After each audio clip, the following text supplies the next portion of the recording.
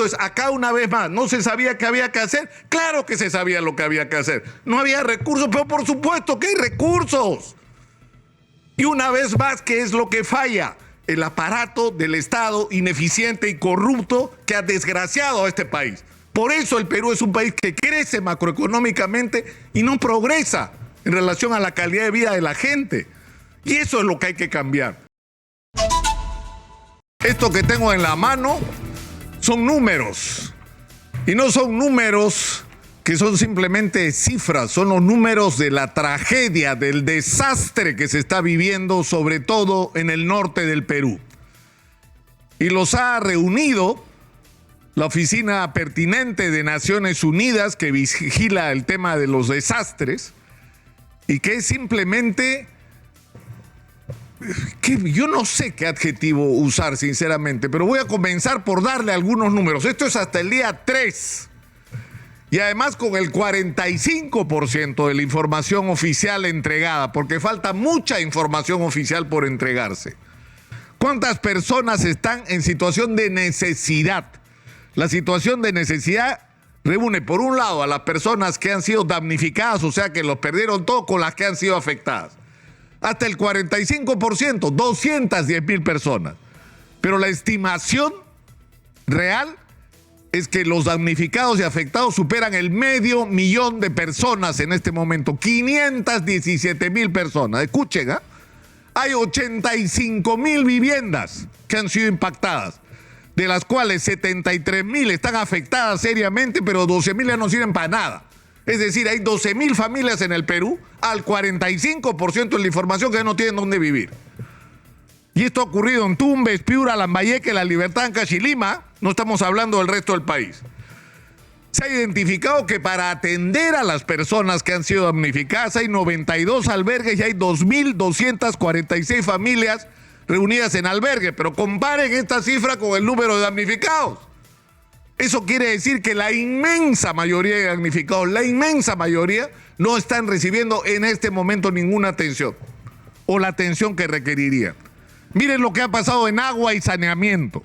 166 kilómetros de las redes de agua han sido impactadas. 26 kilómetros de las redes de alcantarillado han sido impactadas.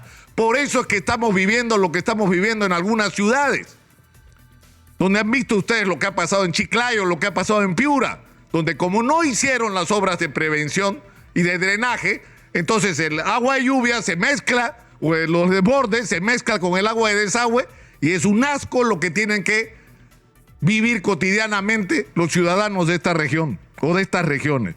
En infraestructura hay 959 kilómetros de carreteras impactadas. Hay 503 puentes que han sido impactados y habría que preguntar a algunos de ellos, si no muchos, por qué se construyeron en zonas de alto riesgo, por qué no se usó el consejo de los ingenieros sobre cómo hacer las obras en una zona amenazada por las inundaciones y las crecidas de los ríos. Hay 70,000 hectáreas de cultivo expuestas y 307,000 cabezas de ganado impactados.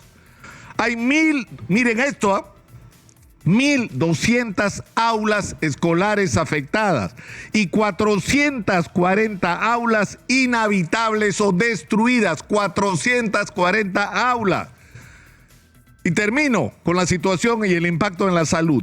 199 centros de salud afectados y 32 centros de salud que simplemente ya no sirven para nada y va a haber que volverlos a hacer. Y la pregunta que es absolutamente legítimo hacerse en estas circunstancias, ¿esto se pudo evitar?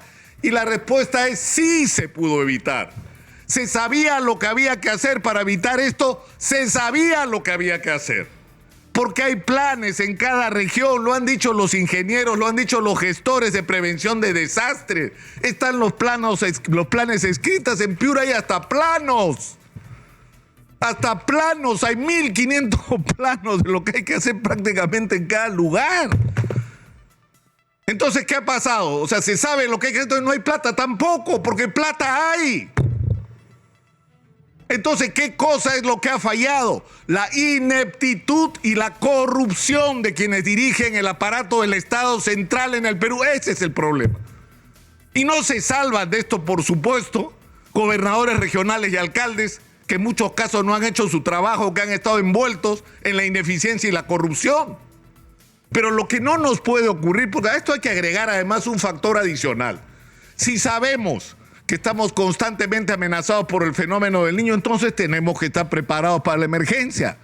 Entonces, en este caso, igual que en las obras de prevención, es decir, si se hubiera hecho en Piura lo que hace, yo ya me aburrí, tengo muchos años como periodista y desde que tengo así recuerdo en la memoria de mi trabajo como reportero, sé lo que hay que hacer en Piura. Si yo lo sé, que no soy piurano, que había que almacenar el río, que había que canalizar, que había que forestar, que había que descolmatar, ¿no? Que había que hacer obras de drenaje, que había que darle salida al río Piura al mar. Por Dios, ¿hace cuántos años se está hablando de eso? Bueno, nada de eso se hizo. O se hizo muy poco en relación a los recursos que existían para hacerlo. Pero además, en el otro sentido, la emergencia, si va a ocurrir una inundación, si van a venir lluvias torrenciales, entonces hay que estar preparados. Hay que tener maquinaria, hay que tener a la gente calificada que sabe cómo activar la respuesta. Entonces, acá una vez más, ¿no se sabía qué había que hacer? Claro que se sabía lo que había que hacer. No había recursos, pero por supuesto que hay recursos. Y una vez más, ¿qué es lo que falla? El aparato del Estado ineficiente y corrupto que ha desgraciado a este país. Por eso el Perú es un país que crece macroeconómicamente y no progresa en relación a la calidad de vida de la gente. Y eso es lo que hay que cambiar. Pero yo quiero terminar esta mañana haciendo una invocación. Esto no puede quedar impune. No puede haber impunidad. Es decir, yo he citado varias veces, a esto les ocurre en China y lo fusilan. Lo fusilan, lo ponen así en el paredón y lo fusilan. Porque no puede ser, porque a esto no se ha sumado la cantidad de vidas humanas que se han perdido. Pero el daño que se ha provocado y que se sigue provocando, porque esto va a durar todavía, lamentablemente, según las proyecciones, por lo menos 2 semanas. Es decir, esto tiene responsables. Insisto, si esto ocurre en la China, lo fusilan. ¿Y qué va a pasar en el Perú con esto? ¿Qué es lo que ha pasado normalmente? Nada. Entonces van a aceptar los tumbesinos, los piuranos, los lambayecanos, los liberteños, los ancachinos, van a aceptar que acá no pase nadie, que nadie sea responsable. A mí me parece inadmisible. Es cierto que ahora la tarea es responder a la urgencia. Esa es la tarea ahora. Pero hay una cuenta pendiente y la van a tener que pagar. Y nosotros vamos a abrir el espacio acá para que todos los días se recuerde esta catástrofe y se recuerde que esta catástrofe tiene responsables que deben ser castigados para que se cree además un precedente. Si no haces bien tu trabajo y si encima robas, te vas a ir a la cárcel y te vas a podrir ahí, que es lo que tendría que pasar. Hablemos claro.